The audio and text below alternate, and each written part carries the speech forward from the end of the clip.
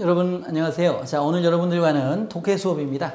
자, 탭스 파트 3가 뭐죠? 그렇죠. 글의 흐름 문제 물어보는 문제죠. 자, 글의 흐름 문제는 세 문제가 나옵니다.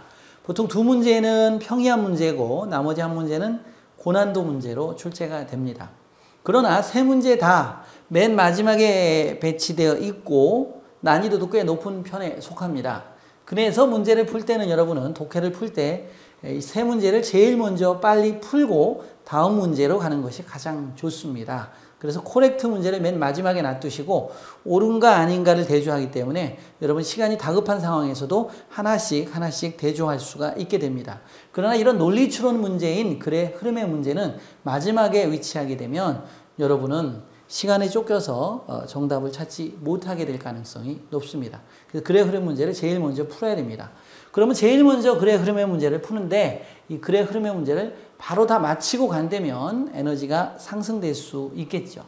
자, 오늘은 여러분들과 글의 흐름 문제를 준비했는데 어떤 내용인지 먼저 살펴보도록 하겠습니다. 오늘 비법을 배울 거예요. 자, 글의 흐름인데 자, 비법을 먼저 알려드리지 않겠습니다. 기본적인 비법만 먼저 말씀을 드리겠습니다. 글의 흐름의 문제는 자, 첫 번째 제시문이 나오죠. 자, 이 문제가 대부분이 주제문입니다. 주제를 나타내는 문장이고 그리고 1, 2, 3, 4 A, B, C, D가 나오게 되는데 여러분이 문제를 풀 때 1, 2, 3, 4를 이렇게 따라가면서 풀게 되면 대부분이 여러분은 틀릴 수밖에 없어요. 자, 이 문제들을 1, 2, 3, 4로 여러분 이렇게 놓지 마시고 자, 병렬 관계로 놓으셔야 돼요. 이 문제가 주제문이기 때문에 이 주제문과 관련되게 1번 주제가 관련이 있는가? 2번도 주제가 관련이 있나? 3번 얘도 주제가 관련이 있나? 4번 얘도 주제가 관련이 있나? 이렇게 푸는 것이 가장 문제를 푸는 쉬운 방법입니다. 주제적 접근법이라고 합니다. 모든 글은 주제가 있고 그 주제를 따라가면서 글의 흐름이 흘러가는 것이지요. 자, 이런 내용을 가지고 구체적으로 하나씩 문제를 풀어보도록 하겠습니다. 자, 오늘 비법을 하나 알려드릴 거예요. 그 비법을 5가지 정도가 글의 흐름의 비법이 있어요. 그 중에 오늘 첫 번째 비법을 살펴볼 겁니다. 자, 들어가 보도록 하겠습니다. 자, 1977년에 시작된 세인트 마틴의 와인 비스트로는 여전히 끕니다. 이런 얘기죠. 자, 여기서는 핵심어가 이겁니다. 이 사람의 와인 비스트로, 음식점이죠. 간이 음식점. 이것을 말하는 건데 술도 팔고 이것이 끕니다. 많은 고객들을 끕니다. 지역으로부터의 많은 고객들을 끌어들입니다.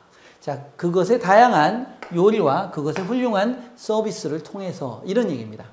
그래서 모든 글은 주제가 있고 주제는 A는 B다.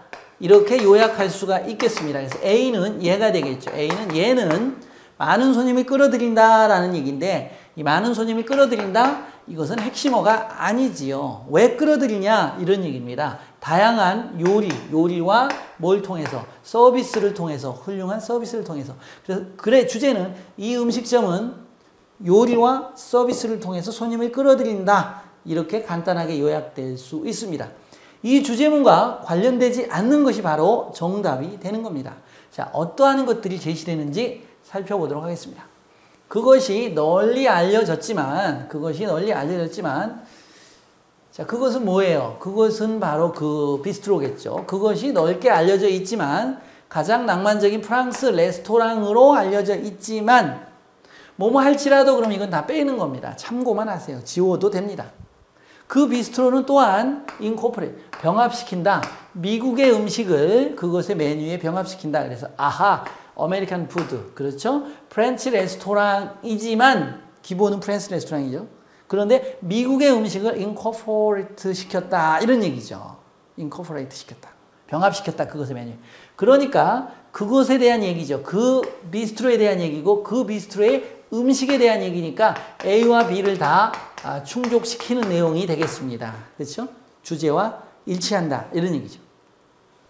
두 번째 보겠습니다. 다양한 엔트리, 주 메뉴죠. 음식이죠. 요리. 다양한 주 메뉴인 프라임 뉴욕 스트립 스테이크를 포함한 다양한 주 메뉴가 제공이 된다라는 얘기죠.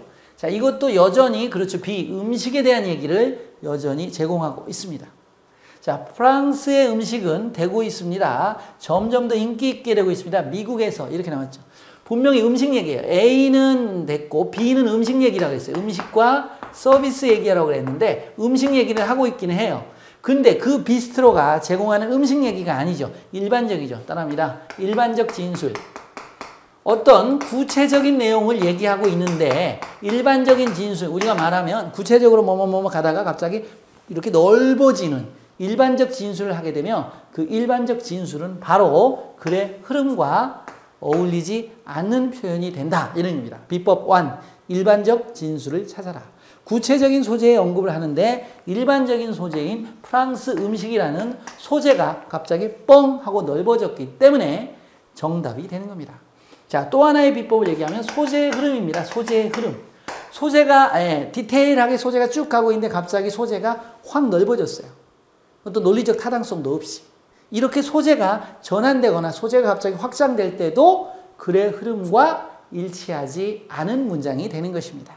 자, 두 가지 비법을 알려드렸습니다. 일반적 진술은 답이다. 두 번째, 소재의 갑작스런 전환이 다른 쪽으로 확 소재가 돈다거나 아니면 소재가 갑자기 뻥 하고 넓어진다거나 이렇게 되면 그렇습니다. 정답입니다. 좋아요. D번 보도록 하겠습니다. 모든 고객들은, 레귤러는 이제 단골 손님이죠. 단골 손님이든 아니든지 간에 모든 손님들은 말합니다. 뭐라고 말하죠? 그 레스토랑 맞습니다. 그 비스트로에 대한 얘기니까 일치가 되죠. 그 레스토랑의 서비스가 훌륭하다고 얘기하는 거죠. 아까 A는 뭐였습니까? 그 비스트로는 쿠진, 요리가 서비스가 좋다라고 그랬고 마지막에서 서비스 얘기가 나와줘서 주제문과 꽉 일치를 시켜주고 있는 것이죠. 자, 그래서 오늘의 비법을 정리하도록 하겠습니다. 글의 흐름. 자, 첫 번째 문장을 잘 읽어야 한다. 첫 번째 문장에서 A는 B다라는 주제문을 도출한다. 그리고 흐름을 쭉 따라가는데 이 소재에 대한 얘기고 이것에 대한 얘기인데 자, 이런 식으로 한번 정리해 볼까요? A는 B다 이렇게 얘기했는데 갑자기 B는 C다 라고 얘기하게 되면 소재의 전환이 이루어진 거죠. 소재의 전환은 두 가지. 구체적인 내용에서 사이드로 삭세거나 아니면 그 내용을 포함하는 일반적인 소재로 확대되는 경우 이것은 바로 답이 되는 겁니다. 그래서 주제가 있고 주제적 문장에 계속 붙여봐야 된다 이런 얘기죠. 그 식당은 음식과 요리가 훌륭하다 이런 내용인데 프랑스 음식이 아메리카에서 점점 더 인기 있게 되고 간다. 일반적 진술이며 주제가 확장됐습니다. 고로 답이 된다라는 내용이었습니다. 글의 흐름 문제 연습을 여러분이 하시게 되면 고난도지만 쉽게 정복할 수 있습니다. 여러분들과 그 정복의 길을 함께 하도록 하겠습니다. 오늘 수고했습니다. 감사합니다.